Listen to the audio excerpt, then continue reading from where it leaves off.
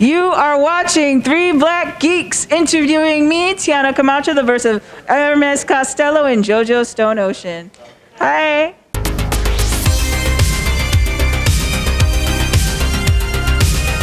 Hey, what's going on, guys? It's CJ from Three Black Geeks, and I'm here at Otakon 2022 with Tiana Camacho. Hello. It's nice to meet you. Nice to meet you too. So, obviously, we have to get down to it. JoJo, Ermes. Yep.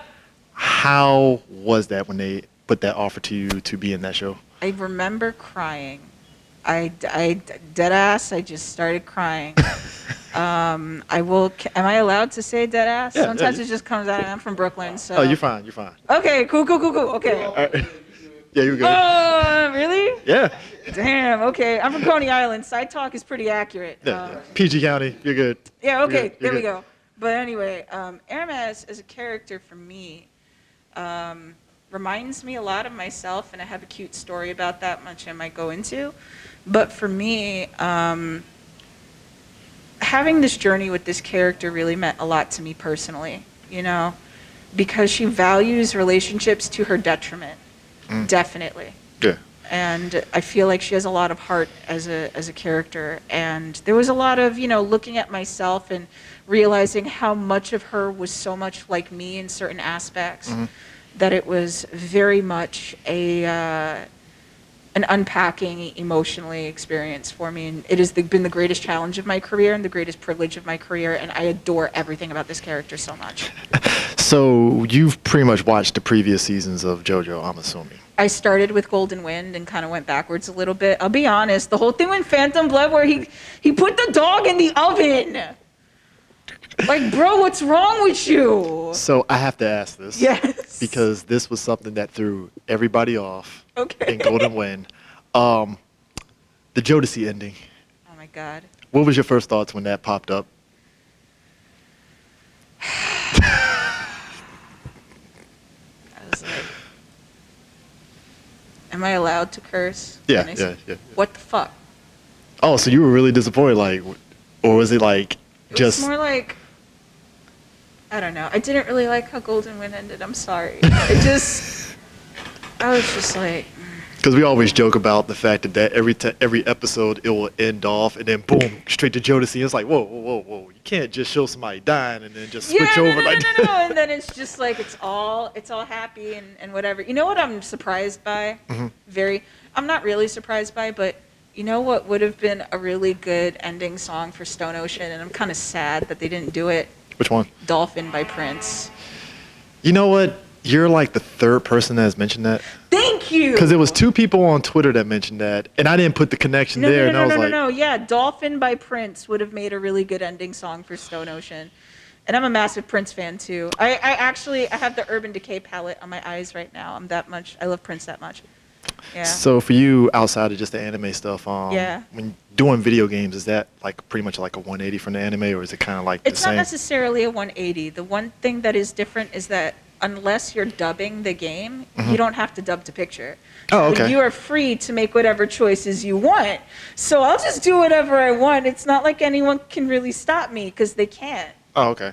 Like, See, I figured it was just kind of like you had to stick to this. And no. But yeah, no, with games, there tends to be more areas to play. You are encouraged to ad-lib or add things sometimes and have fun with it, which I've done for a couple of things that have yet to come out. Games that I have done, I've done Paladins a number of times. Yeah, I saw the Fire Emblem. Fire Emblem, yes. Yeah. Fire Emblem Heroes. I'm Selena from Sacred Stones in Fire Emblem Heroes, which is fun because, alto representation and Japanese video game acting is... Yeah. We don't have a lot of that, so that made me excited. Oh, yeah, You definitely. I mean, being part of that Fire Emblem, I didn't realize how huge that franchise was. So, I mean, when you got that, I mean, I'm pretty sure you were probably ecstatic to be part of that whole franchise. I am so honored and privileged. And Fire Emblem fans are like some of the nicest people I've met in terms of fandom anywhere. Yeah. I absolutely adore the Fire Emblem fandom. They're very sweet. Yeah. I mean, now, I saw that you were part of the Orphan Black.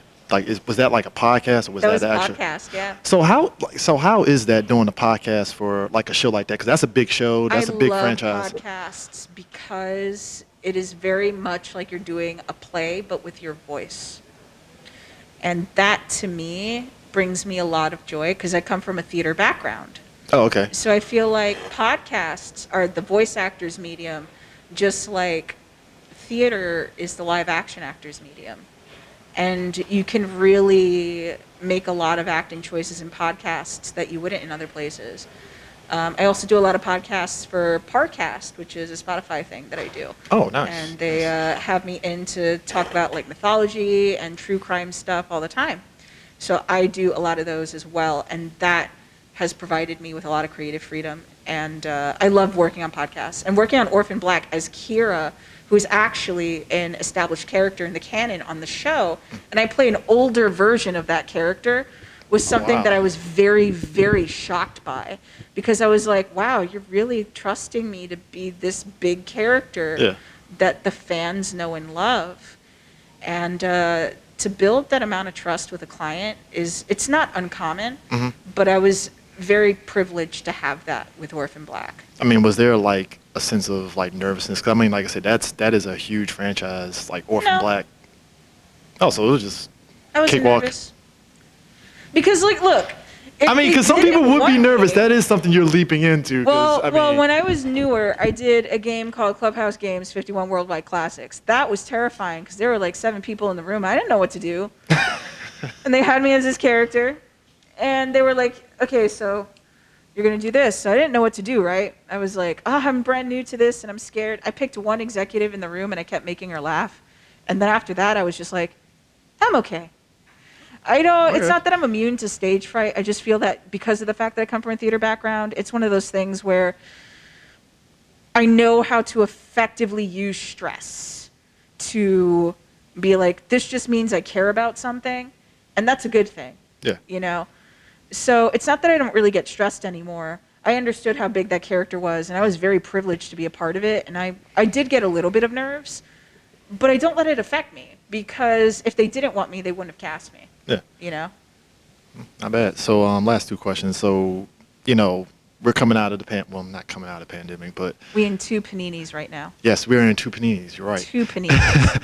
So, during that whole process, obviously you're still working. Was it easier for you to work during that whole period of time from home and doing those Surprisingly, yes. Absolutely.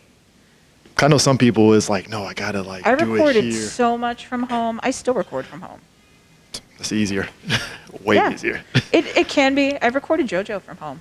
I do that. Oh, really? So they yeah. let you actually do it from home? Yep. Wow. I thought they actually There's had like a a studio. couple more gears in it that are different from going in a studio, and that does make things a little bit more difficult because there's more moving parts to it. But it's not like hard, okay. You're doing the same thing that you would. There's just more moving parts to it. Oh, okay. Takes a little bit. So how have you been enjoying Otakon? I mean, it's like... I love this convention. I'm dying to come back. I used to come here as a fan when it was in Baltimore. Oh, so you're old school like us. Yeah. Because we were in Baltimore. I am a geriatric weeb.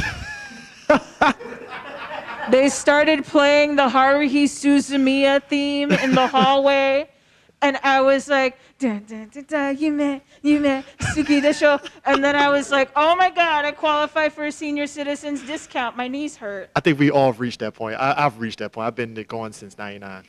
Really? Yeah. So I was like, I feel God. old. Yeah, both of us. Were you 99? No.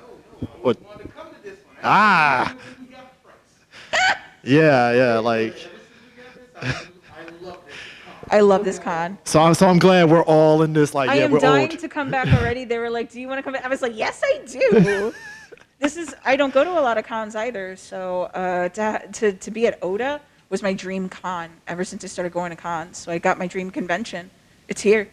Cool. I did it, because when you attend things as a fan, you're like, man, it would be cool to be on a panel one day. Yeah. But you don't think, oh, Otacon's going to be where I'm going to be on the panel. Knocking on your door like, hey, you want to come to Otakon? It's like, oh, yeah, because word? this is such a big convention. It's iconic. Yeah. They named a Metal Gear character after this convention. Yeah. Yep.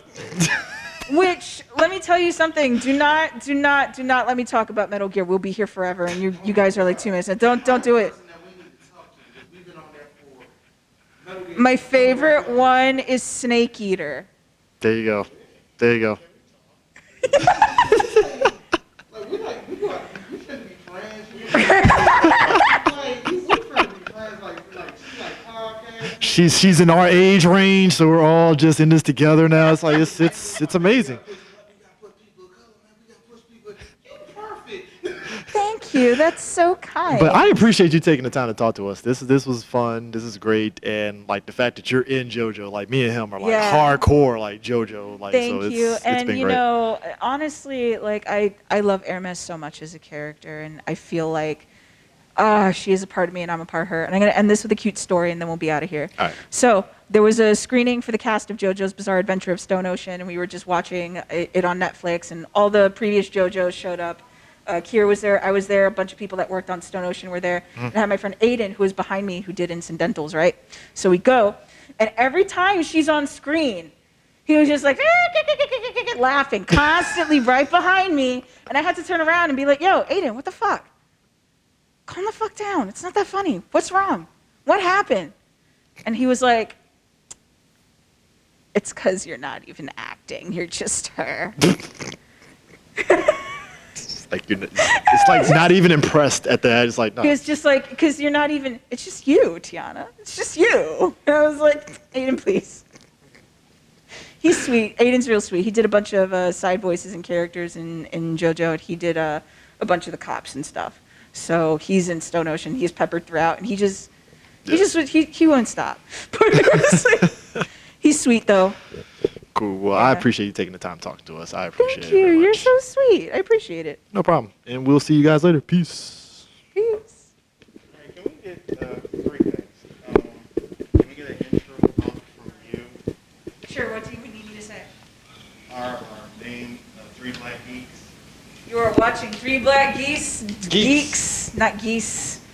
3 Geese. Black Geeks. There you go. So we about to do the whole thing, yeah. Yeah. Are you okay? You can say it into the mic. Don't cut that. I didn't. Okay. It's on. Ready? Yep.